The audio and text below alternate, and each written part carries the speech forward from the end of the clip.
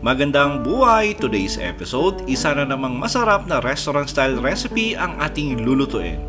Napakasimple at napakadaling lutuin. Magluluto tayo ng stir-fried tofu na sinamahan natin ng bok choy. Handa muna natin yung ating mga ingredients na gagamitin, yung ating bawang. Tadtarin na natin to ng pino. Tapos yung ating sibuyas naman, hiwain lang natin to sa maliliit na dice. At masarap yan pag medyo marami yung bawang at sibuyas na gagamitin natin.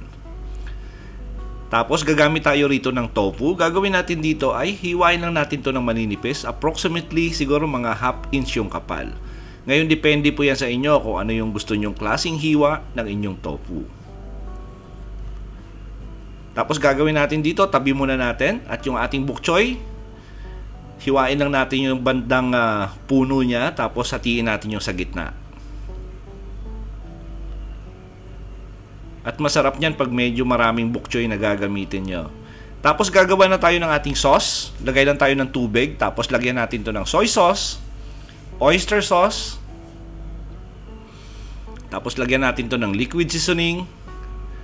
Lagay din tayo ng black pepper powder. Tapos lagyan natin to ng sesame oil para magkaroon ng masarap na aroma. Tapos lagyan natin to ng cornstarch. Tapos haluin natin ng maigi. At maganda yan pag nadilyot natin ng maigi yung ating cornstarch. Tapos itabi muna natin. Magpainit lang ng katamtamang dami ng mantika. Tapos gagawin natin dito ay iprito lang muna natin yung ating tokwa. Siguro prito natin to approximately mga 6 to 7 minutes. At tulad ng sinabi ko, depende po yan sa inyo kung anong klase ng hiwa ng tofu yung gusto nyo. Then after 4 minutes, baliktarin natin para kabila naman yung maluto. And by the way, para sa kumpleto at tamang timbang ng ating recipe, sinulat ko po sa description box.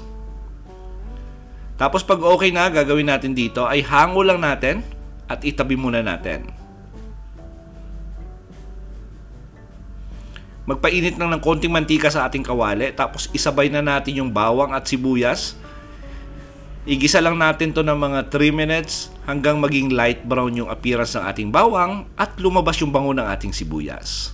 At maganda yan, moderate flame lang yung gagamitin natin. Pag light brown na yung bawang natin at naging translucent na yung ating sibuyas, lagay na natin yung ating bok choy. Tapos gawin natin dito, haluin lang natin saglit.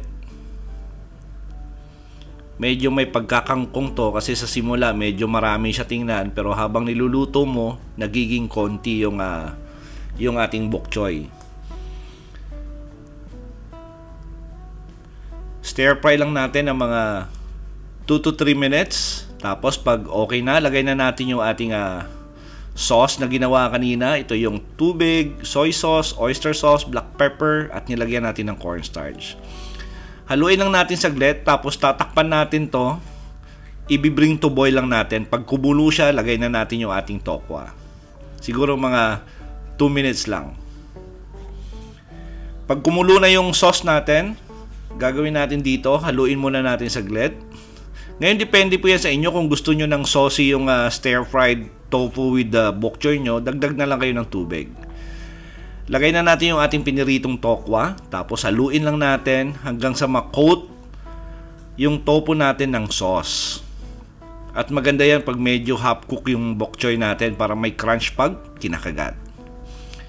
Lipat lang natin sa ating serving plate at i-enjoy natin yung napaka-healthy pero napakasarap na stir-fried tofu with bok choy. Sa lahat po na nagkagusto ng ating recipe for today, please like and share this video. At kung bago kayo sa ating kusina, please don't forget to subscribe at pindutin yung notification bell para updated kayo sa mga susunod pa nating masasarap na recipe. Salamat sa panonood at ito ang Kusina ni Dan Levy.